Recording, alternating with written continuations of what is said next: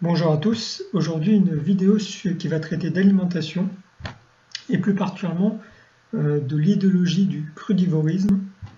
J'estime être bien placé aujourd'hui pour vous en parler étant donné que c'est une idéologie, une manière de consommer que j'ai pratiquée pendant plusieurs années et dont je suis sorti aujourd'hui. Tout d'abord, ce qu'il faut dire sur le crudivorisme, c'est qu'il en existe plusieurs types. Il n'y a pas qu'un seul crudivorisme. Il va y avoir le crudivorisme végétal, donc ceux qui vont manger cru que des végétaux, mais il va y avoir aussi le crudivorisme animal, donc avec de la viande crue. Il va y avoir un mixte des deux, bien sûr, mais il y a également le crudivorisme gras, où les personnes vont consommer majoritairement leurs calories sous forme de graisse, mais également le crudivorisme sucré, où les personnes vont exclure toute forme de gras de leur alimentation. Donc voilà, ce qu'il faut bien comprendre, c'est qu'il n'existe pas qu'un seul type de crudivore. Il existe plein de types de crudivores aujourd'hui. Voilà. Et donc, l'idéologie du crudivorisme. Pourquoi je parle d'idéologie? Donc, comme je l'ai précisé dans ma précédente vidéo, une idéologie, qu'est-ce que c'est? C'est une manière de concevoir le monde, une manière de modéliser la matière avec notre pensée, notre mental pour le comprendre. Et donc cette manière de penser que vont partager les crudivores globalement, parce qu'en quelque sorte il y a une raison pour laquelle les personnes décident de manger cru, et c'est ce qui va former donc l'idéologie du crudivorisme, qui va être leur raison, leur motivation pour manger cru, globalement. Et donc, pourquoi est-ce que les gens mangent cru? Tout simplement parce que ça vient de l'idée que le cru serait l'alimentation physiologique de l'homme, que l'homme aurait un corps animal, donc sur cette terre, tout comme les autres animaux, et qu'ayant un corps animal, il est censé consommer les aliments bruts que la terre produit elle-même, tout comme les autres animaux le font sur cette terre, de manière spontanée et naturelle. Parce que l'idée qui est sous-jacente à tout ça, c'est que les animaux qui mangent les aliments bruts et naturels tels que la terre les produit, ne tombent jamais malades. Hein. Ça, c'est l'idée générale qui est véhiculée donc dans cet égrégore du crudivorisme. Reste encore à prouver, hein, parce que c'est pas sûr. Aujourd'hui, je ne suis pas persuadé de cette information. Mais il y a l'idée, bien sûr, qui dit que dès qu'un animal est malade, il va par exemple jeûner pendant plusieurs jours, arrêter de manger tout simplement, et qu'il va se remettre sur pied tout seul, que la nature fait bien les choses, tout ça, et qu'en fait il n'y a pas besoin de s'immiscer dans le travail de la nature ou dans le travail de la terre pour être en bonne santé, avoir une longue vie épanouie, etc.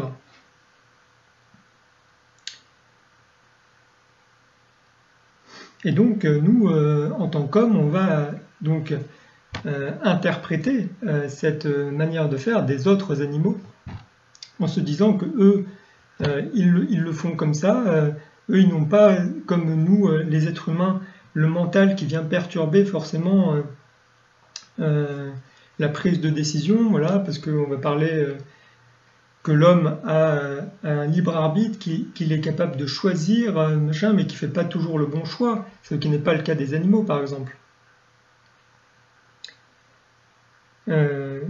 Et donc la conclusion donc, de cette idéologie, ça va être que l'homme, si son alimentation physiologique serait des aliments crus et bruts, comme ce que mangent les animaux, donc que ce soit selon les courants, que ce soit uniquement végétal, animal, gras ou sucré, peu importe, il y a des variantes dans les manières de penser, je ne vais pas aborder ça dans cette vidéo.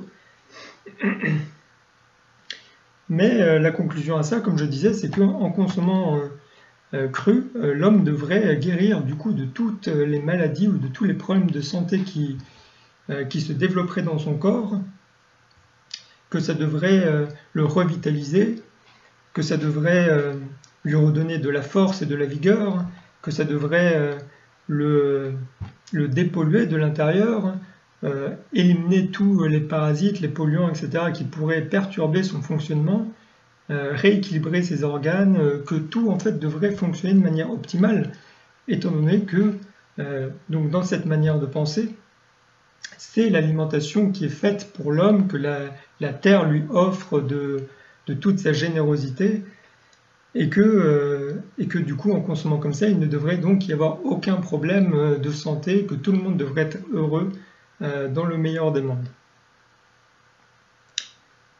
Donc voilà, ça c'est ce qui constitue l'idéologie du crudivorisme. J'attire votre attention ici juste sur une petite chose que j'aborderai peut-être plus en précision dans une prochaine vidéo, qui est cette tendance que l'homme ou l'être humain a toujours à vouloir se comparer à quelque chose d'extérieur à lui pour modifier sa propre manière de penser ou sa physiologie interne, etc. Au lieu en fait de se focaliser sur ses ressentis à lui et ce qui lui est intérieur en réalité. Donc voilà, ça c'est la petite parenthèse, je vous laisse méditer là-dessus. Donc voilà, tous les crudivores donc vivent dans cette manière de penser, donc je viens de décrire l'idéologie du crudivorisme, et certains peut-être, arrivés à un certain stade, vont peut-être se rendre compte que ce qu'ils croyaient n'était pas réel justement, était le fruit de leur modélisation mentale, de leur pensée, ou aussi de la pensée des autres, qu'ils ont été influencés, bien sûr. Parce que, chose que je n'ai pas dite dans la précédente vidéo, c'est qu'en fait, chaque égrégore de pensée va être en quelque sorte mené par des personnes qui vont porter le flambeau, si je puis dire, de cette manière de penser. Donc, il va y avoir des influenceurs, si on peut dire.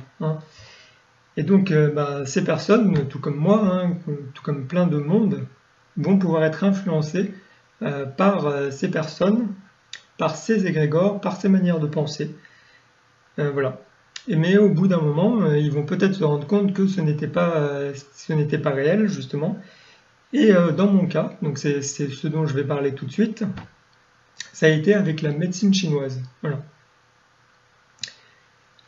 Donc en fait, moi je me suis rendu compte que cette manière de penser du crudivorisme, comme quoi en mangeant cru, tous les problèmes de santé devraient se résoudre comme par magie presque, n'était pas réel. C'est en m'informant et en m'intéressant donc à la médecine chinoise. Donc moi je n'ai lu qu'un livre à l'heure actuelle.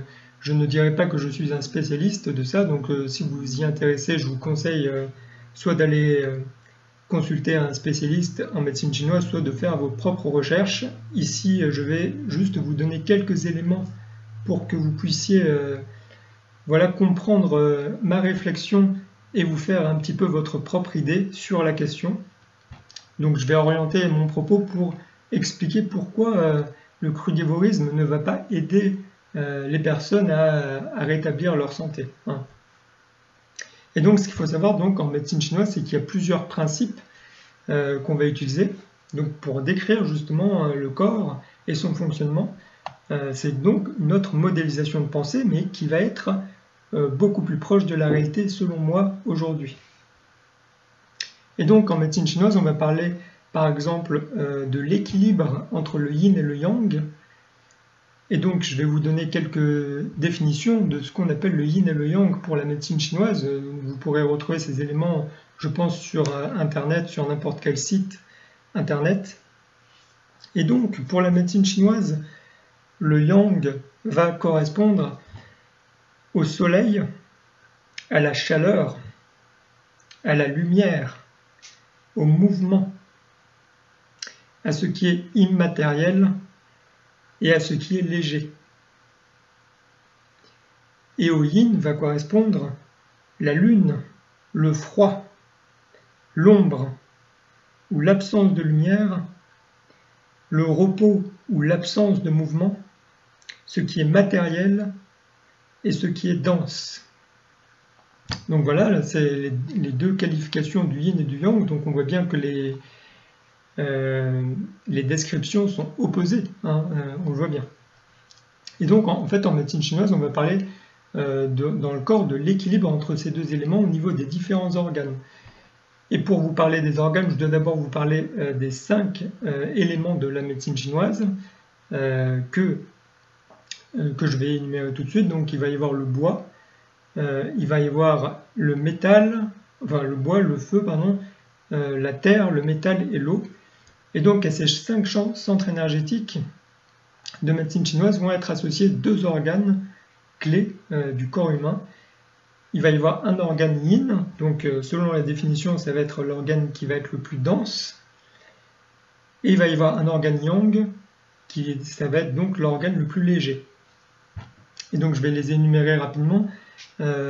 Pour l'élément bois, ça va être le foie pour l'organe yin et la vésicule biliaire pour l'organe yang. Pour l'élément feu, ça va être le cœur pour l'organe yin et l'intestin grêle pour l'organe yang. Pour la terre, ça va être la rate pour l'organe yin et l'estomac pour l'organe yang. Pour le métal, ça va être le poumon pour l'organe yin et le gros intestin pour l'organe yang.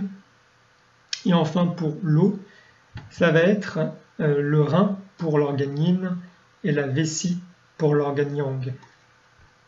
Donc on voit bien que là, ces 5 éléments vont regrouper 10 organes qui sont les organes principaux du corps humain, voilà, pour comprendre son fonctionnement, donc à travers la médecine chinoise. Et donc, comme je vous ai dit, en médecine chinoise, on va faire attention à cet équilibre entre le yin et le yang, et ce qui va être décrit en médecine chinoise, ça va être du coup des vides énergétiques ou des excès énergétiques en fonction des différents organes.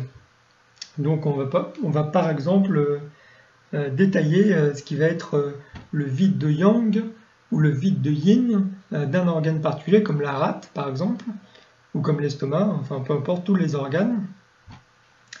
On va également parler d'énergie en médecine chinoise, on va parler de qi, c'est comme ça qu'on appelle l'énergie en médecine chinoise, donc il va pouvoir aussi y avoir des vides de qi de certains organes. Je vais parler d'un autre élément plus tard, mais ce qu'il faut savoir du coup avec le cru, c'est que le cru va être principalement yin, de nature yin en fait. Donc ça va être donc refroidissant, parce que le yin est associé au froid. Et en fait, ce qu'il faut aussi savoir du coup en médecine chinoise, c'est que lorsqu'on avale le bol alimentaire, donc ce que l'on va consommer, ça va aller directement dans l'estomac, et que l'organisme, pour pouvoir correctement digérer l'alimentation, va devoir réchauffer ce bol alimentaire, hein, parce qu'il doit consommer des aliments chauds.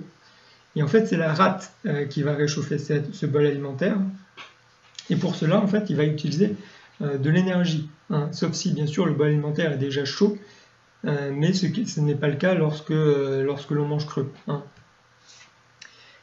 Et donc, en fait, le fait de manger cru entièrement et à répétition pendant de longs mois ou de longues années, hein, tout ce que ça va faire, c'est en fait épuiser l'énergie de la rate. Vous avez bien compris que c'est la rate qui va réchauffer le bol alimentaire. Et ce qu'il faut savoir, c'est que c'est la rate, en quelque sorte, qui va produire l'énergie du corps humain qu'il a besoin pour vivre et exister. Et lorsque cette énergie est excédentaire, en fait, elle va être stockée dans la rate. Et inversement, lorsque cette énergie vient à manquer, qu'est-ce que j'ai dit? Non, excusez-moi, je me suis trompé, cette énergie va être stockée dans les reins, pas dans la rate.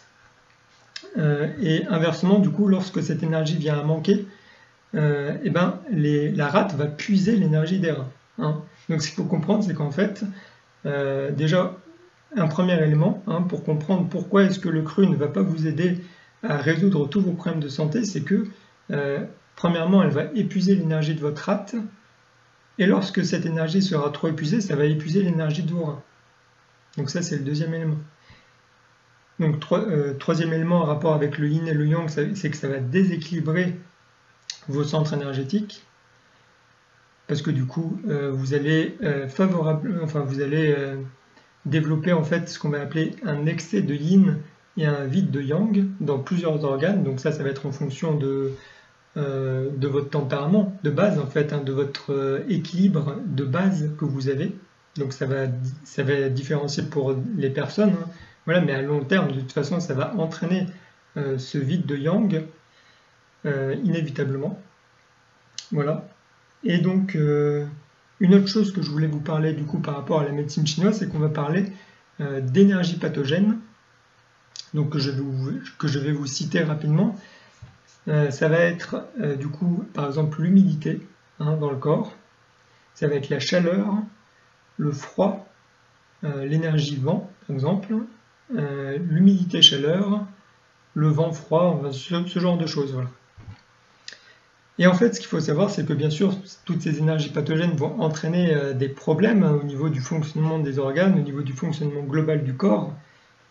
Et ce qu'il faut savoir, c'est que particulièrement l'énergie de l'humidité, donc je vais plus appuyer ici pour mon propos, donc l'énergie de l'humidité est favorisée par plusieurs choses.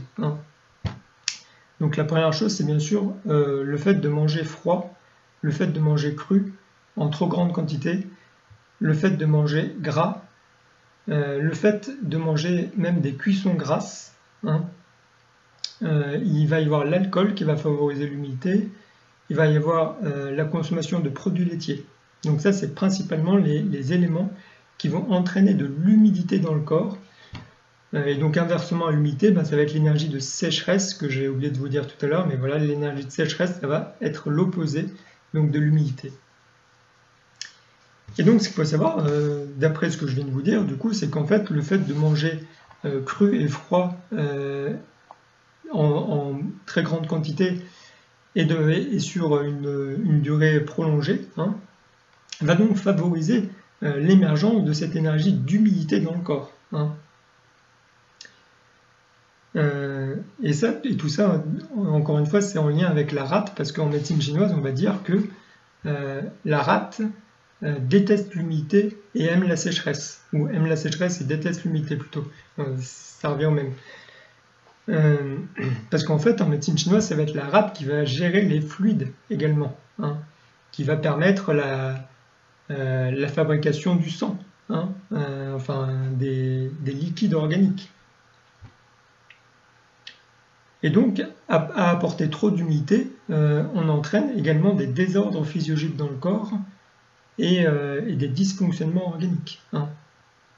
Ce qu'il faut, c'est en fait un équilibre, toujours en médecine chinoise et dans toutes les médecines ancestrales, parce que je sais très bien que dans d'autres médecines comme l'Ayurveda par exemple, il parle aussi d'un certain équilibre. Moi, ça ne m'a jamais vraiment beaucoup attiré.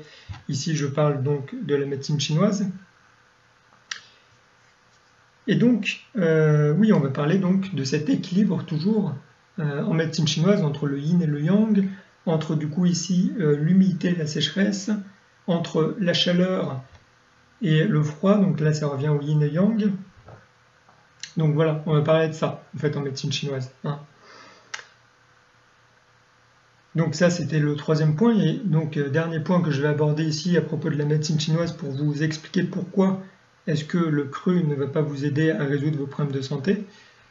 C'est en rapport avec l'équilibre des centres énergétiques. Comme je vous ai dit, il y a 5 centres énergétiques reliés aux 5 éléments de la médecine chinoise qui comportent les 2 organes clés chacun. Mais ce qu'il faut savoir, c'est que ces 5 types énergétiques constituent en réalité une constitution particulière, donc dépendant de votre date de naissance. Ça, vous pouvez chercher sur un site internet d'astrologie chinoise pour voir quel est votre élément chinois, par exemple. Donc moi, par exemple, je sais très bien que lorsque je cherche sur un site d'astrologie chinoise, moi je suis de type bois, je suis chien de bois, en fonction de ma date de naissance. et ça va dépendre du coup de votre date de naissance. Et tout ça, ça veut dire qu'en fait, c'est cet élément-là qui est prédominant pour constituer votre tempérament en médecine chinoise. Hein. Ça va entraîner certaines faiblesses, certaines forces, etc. Et donc j'en viens au cru. Le cru, principalement, en fait, à ces 5 centres énergétiques va être relié des saveurs. Donc par exemple au bois, ça va être la saveur acide. À l'élément feu, ça va être la saveur amère par exemple. Donc je vais tous les citer. Donc pour la terre, ça va être la saveur douce. Pour le métal, ça va être la saveur piquante. Et pour l'eau, ça va être la saveur salée. Et ce qu'il faut bien comprendre, c'est que lorsque on mange cru, généralement, on ne va pas avoir un équilibre global de ces 5 saveurs. Hein. Globalement, les fruits et les légumes, par exemple, ça a principalement, je dis pas seulement, mais principalement une saveur qui va être acide et qui va être amère. Hein. Donc on va principalement favoriser l'élément bois et l'élément feu ici.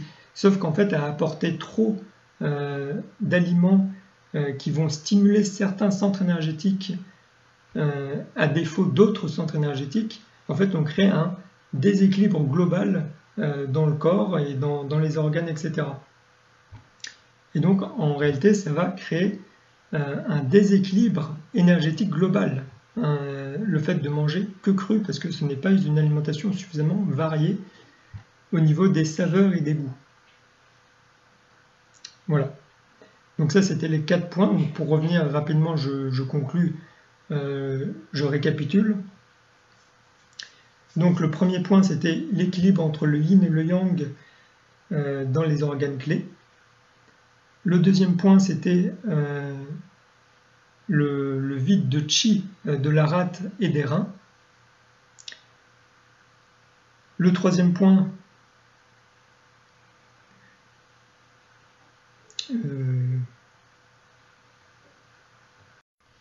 donc oui, le troisième point du coup ça va être par rapport à l'humidité apportée dans le corps par le cru. Et le quatrième point pour finir, ça va être au niveau de l'équilibre énergétique des 5 centres énergétiques en médecine chinoise. Donc voilà, enfin, si je fais cette vidéo, c'est principalement pour ça. C'est pour vous expliquer pour ces 4 raisons pourquoi est-ce que je pense que le cru, de manière générale, ne va pas favoriser à long terme, bien sûr, votre niveau de santé et votre énergie vitale. Et donc ici, ce qu'il faut bien comprendre, c'est que je dis bien à long terme. Parce qu'en réalité, les personnes qui se mettent à manger cru,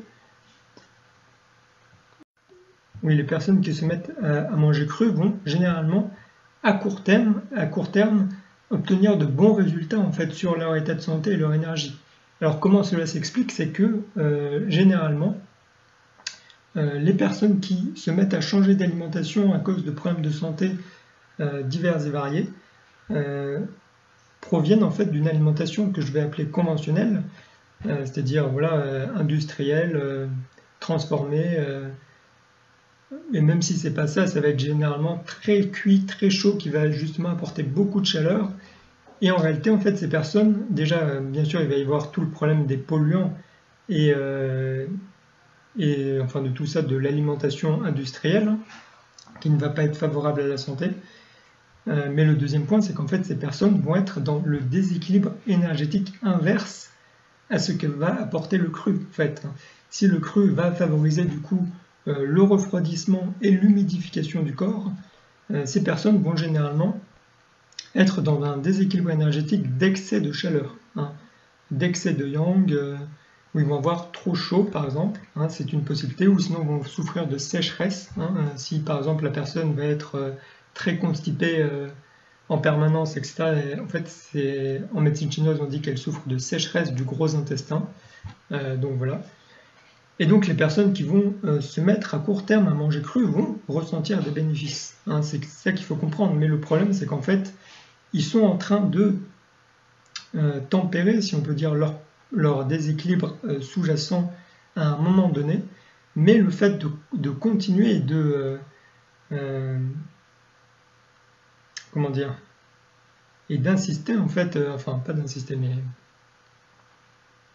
de poursuivre en fait ce type d'alimentation à long terme va induire en fait les déséquilibres inverses à leur premier déséquilibre en réalité. Voilà.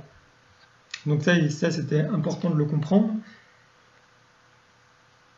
que la santé se fait dans la tempérance et dans l'équilibre global du corps humain selon une compréhension globale. Voilà. Et que tout ça n'est pas simple, pas comme justement ce que le crudivorisme veut faire croire.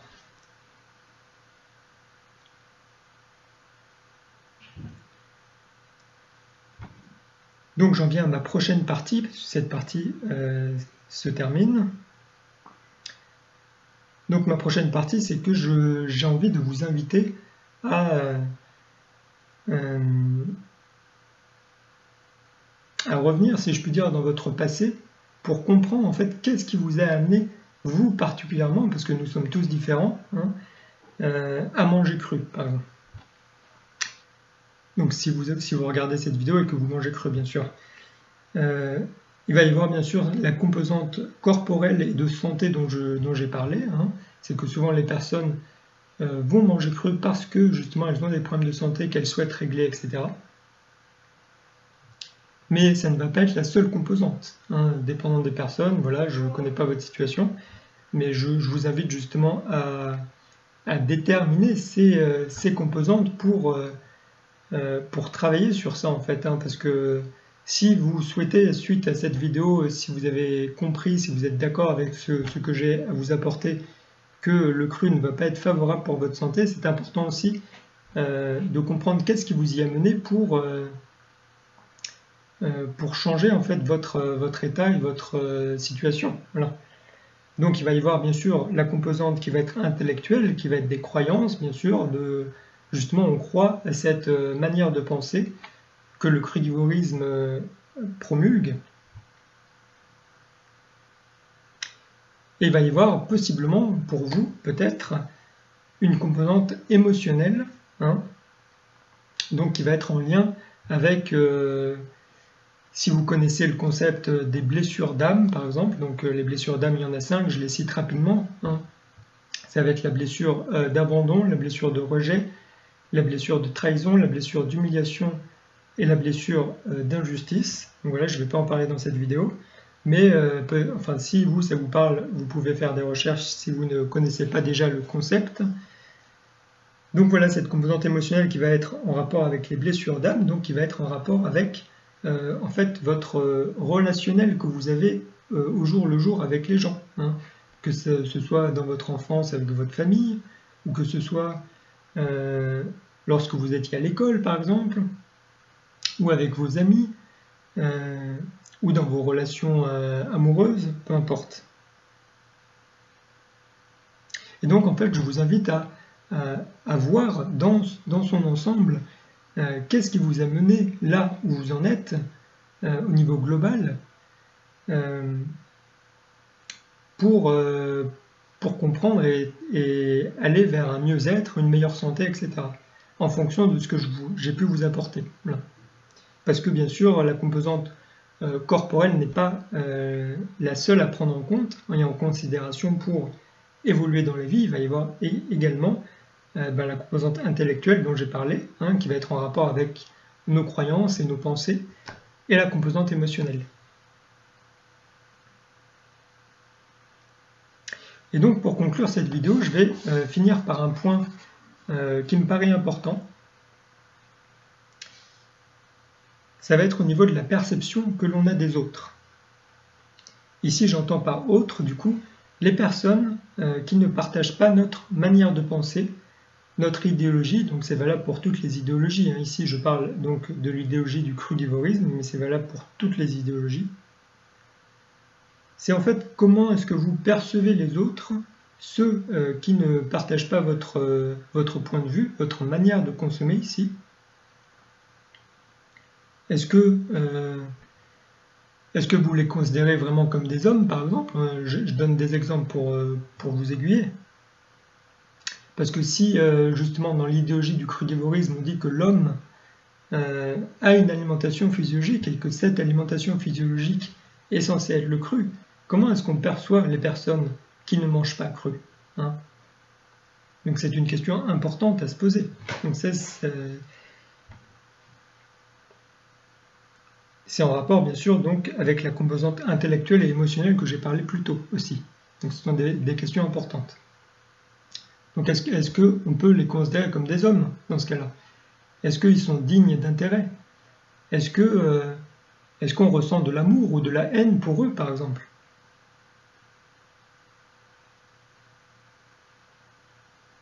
Est-ce qu'on pourrait les considérer comme nos amis?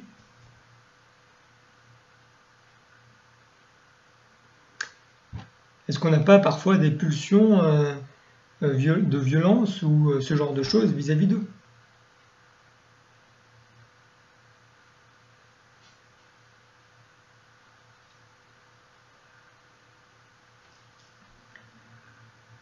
Donc voilà.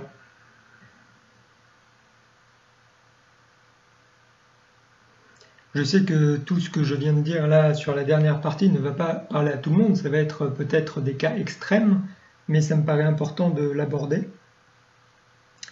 Et si vous vous reconnaissez dans ce que j'ai dit, il me semble important de travailler sur ce genre de pensée et sur ce genre d'émotions qui peuvent nous traverser et qui sont la composante en fait de cet égrégore du crudivorisme hein, ou de toute autre idéologie. C'est notre regard qu'on porte sur les autres et à l'extérieur de nous, comment est-ce qu'on perçoit notre environnement, les autres personnes, nos relations, etc.